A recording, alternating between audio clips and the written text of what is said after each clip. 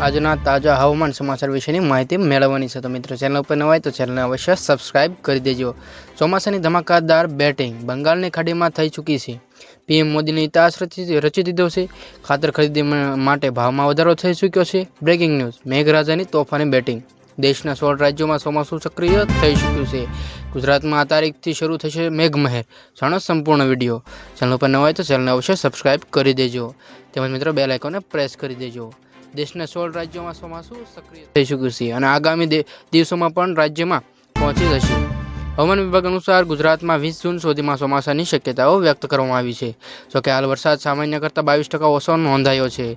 દક્ષિણ અને પૂર્વોત્તર રાજ્યોમાં ભારેથી અતિ ભારે વરસાદની આગાહી વ્યક્ત કરવામાં આવી છે।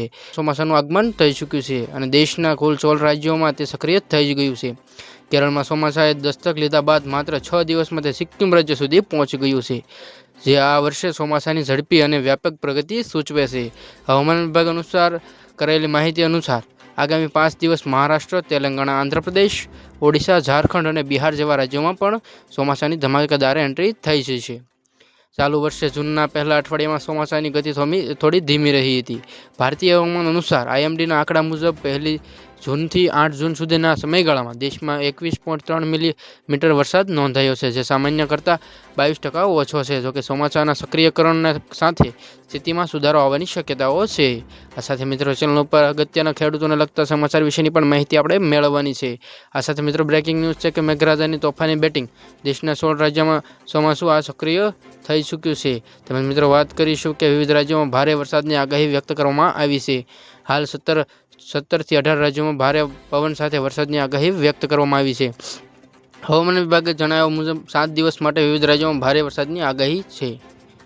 આગામી દક્ષિણ ભારતના રાજ્યો જેમ કે કેરળ, કર્ણાટક અને તમિલનાડુમાં ભારેથી અતિ ભારે વરસાદ પડી શકે છે। તેવી જ રીતે આપણે મેપ ઉપર જાણીએ તે પ્રમાણે પૂર્વોત્તર રાજ્યો ભારતના રાજ્યો જેવા કે આસામ, મેઘાલય, અરુણાચલ પ્રદેશ અને નાગાલેન્ડ, મણિપુર, મિઝોરમ અને ત્રિપુરામાં ભારે વરસાદની શક્યતાઓ છે। આ રાજ્યોમાં 1 ઇંચ જેટલો વરસાદ થવાનો અંદાજ છે, જે સ્થાનિક નદીઓ અને જળ સંગ્રહ માટે ફાયદાકારક છે। ઉત્તર ભારતમાં હવામાન ફેરફાર જોવા મળશે। 11મી થી 12મી જૂન એટલે કે આવતીકાલ અને પરમ દિવસે પંજાબ, હરિયાણા, દિલ્હી અને ઉત્તરાખંડ જેવા રાજ્યોમાં ભારતીય રાજ્યોમાં તેમજ પવન ફૂંકાવાની શક્યતાઓ વ્યક્ત કરવામાં આવી છે। આ સમયગાળા દરમિયાન હવામાનમાં ઠંડક અનુભવાઈ શકે છે। માછીમારોને ખાસ સૂચના, ચોમાસાની શરૂઆતને ધ્યાનમાં રાખીને આગામી દિવસોમાં દરિયો ન ખેડવા સૂચના આપવામાં આવી છે। તેમજ મિત્રો વાત કરીશું કે નરેન્દ્ર મોદી દ્વારા આગામી સપ્તાહમાં તેમને 12 વર્ષ પોતાના સૌથી વધારે કાર્યકાળ તરીકેનો સમય વિતાવી ચૂક્યા છે। મિત્રો વાત કરીશું ગુજરાતમાં ચોમાસામાં ક્યારે આવશે વરસાદ। ધોધમાર આગાહી પરેશ ગોસ્વામીએ જણાવ્યું છે કે આગામી 10 દિવસમાં ચોમાસાના વધામણા થશે। ગુજરાતમાં આગામી દિવસોમાં હળવા વરસાદની સાથે ગુજરાતમાં વાવણી થશે અને અલ નીનોને કારણે પવનની ગતિવિધિમાં વધારો થઈ શકે છે, પણ વરસાદ ઓછો થઈ શકે છે। આ સાથે મિત્રો વાત કરીશું એલપીજી સિલિન્ડરને લઈને મહત્વની જાહેરાત તેમજ મહત્વના સમાચાર આવી રહ્યા છે। જે વાત કરીશું કે વર્ષ દરમિયાન 9 જેટલી સબસિડી મળતી હતી તે આગામી દિવસોમાં બંધ કરી દેવામાં આવશે અને માત્ર 4 જ સબસિડી આખા વાર્ષિક દરમિયાન બાટલા ઉપર મળવા રહેશે। આ સાથે મિત્રો ચેનલ ઉપર નવા તો ચેનલ અવશ્ય સબસ્ક્રાઇબ કરી દેજો। ચેનલ પર કેલા વિડીયો લાગ્યા એ માટેની કોમેન્ટ કરી દેજો।